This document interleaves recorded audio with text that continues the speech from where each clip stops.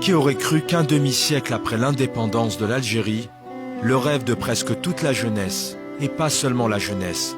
serait celui de pouvoir s'arracher à son pays, quitter sa famille, se jeter sur les routes amères de l'exil,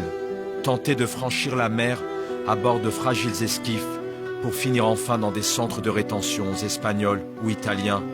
ou pire encore, au fond de l'eau, servir de nourriture aux poissons. Qui aurait cru que plus d'un demi-siècle après l'indépendance, dans un tel pays de cocagne où les ressources naturelles auraient pu édifier un pays encore plus avancé que les pays de l'Europe du Sud, les Algériens en arrivent à rêver d'une vie digne, d'une société où règne la justice sociale et la justice tout court, où l'école, le lycée, l'université, l'hôpital, les routes, les villes soient juste à la hauteur du sacrifice de tout un peuple. Qui aurait cru qu'un demi-siècle après l'indépendance, l'Algérie, le plus grand pays d'Afrique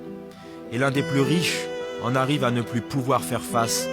aux demandes les plus élémentaires de ses habitants, que la corruption en devienne le mécanisme le plus central.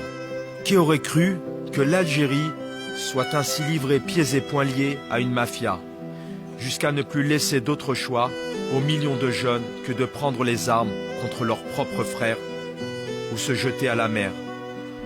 en arrivant à haïr la vie dans son propre pays, avec ses propres frères.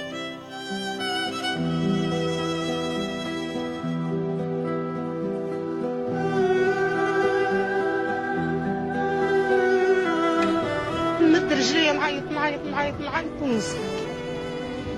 زوز رجال زوز سيوطة سفيان هذا كيما الغزال ينبغ خويتي قلت له ما تروحش هذا ولدي ما تروحش ناكلوا التراب ناكلوا الحجر ما تروحش 30 سنة 31 سنة مش متزوجة يشوف التراب وتتزوج ودير في العراس وش يعملوا مكاني الحي وش يعمل هذا وش نقول لك هذا وش نقول لكم ولادي برك ولاد المؤمنين الكل راحوا في ستة ما بان حتى واحد